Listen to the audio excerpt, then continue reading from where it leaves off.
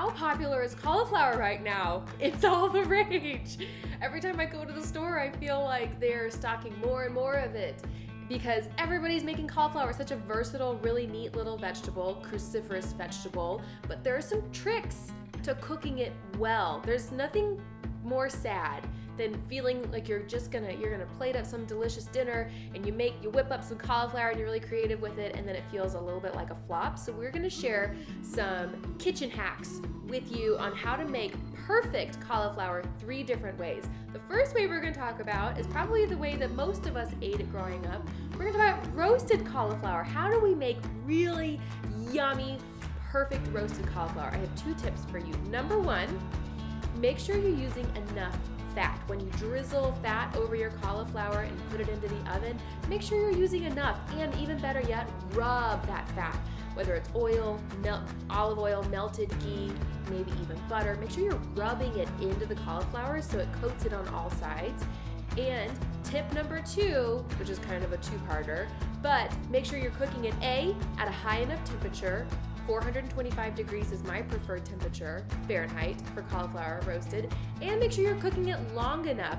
Cauliflower has a lot of water in it and it'll let off some steam in the oven. And you want to give it time to let off that steam and then also crisp. It's going to be delicious. You're going to love it. Method number 2, we're going to talk about how to make perfect riced cauliflower. This one was probably one of the more mind-boggling ones when I was experimenting in the kitchen. It took me the longest to figure out. So tip number 1 that I have is don't overcook your riced cauliflower. I know it's going to be tempting. You're going to rice it, whether you use a box grater or a food processor to rice it, turn that cauliflower into little bitty bits. I know it's going to be tempting to throw it onto the stove and just let it cook because you don't really see it change very much. But if you overcook it, it will turn into mush and then it just won't feel like rice. And then number 2, when you're making good riced cauliflower, I encourage you, try to not add a whole lot of liquid to your riced cauliflower. If you're gonna add spices and flavors to it, make sure they're dry spices, or oil even is a good thing to add, whether it's butter or ghee, again, things like that are not necessarily a liquid, right? So I wouldn't dump a whole can of tomato sauce in there because you won't get a rice texture. Okay, and the last one is mashed cauliflower. Maybe this was the most perplexing one for me over the years, and I've definitely learned a few things. Okay, tip number 1, if you're going to make mashed cauliflower, that means we're taking cauliflower and we're turning it into something that resembles mashed potatoes. So what you're going to do is you're going to steam, not boil your cauliflower to cook it. Because what we need to do is we need to take those florets and we need to cook them first before we can magically turn them into mash.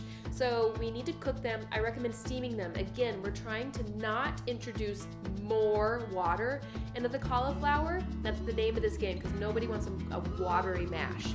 So steam it. Add a couple inches of water into the bottom of your pot. Put your steaming rack in there, or if you want to use a microwave, no judgment. You can do that method as well.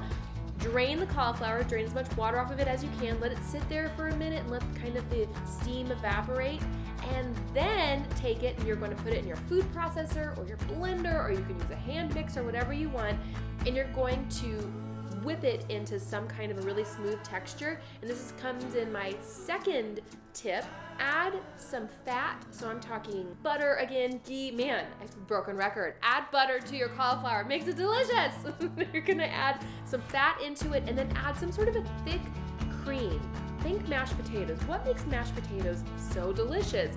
Sometimes we put sour cream in them, sometimes we put heavy cream in them, sometimes on especially decadent days, we put cream cheese in them. Have you ever had that cream cheese mashed potatoes? Try it, it's awesome. I like sour cream in mine, or maybe a little heavy cream.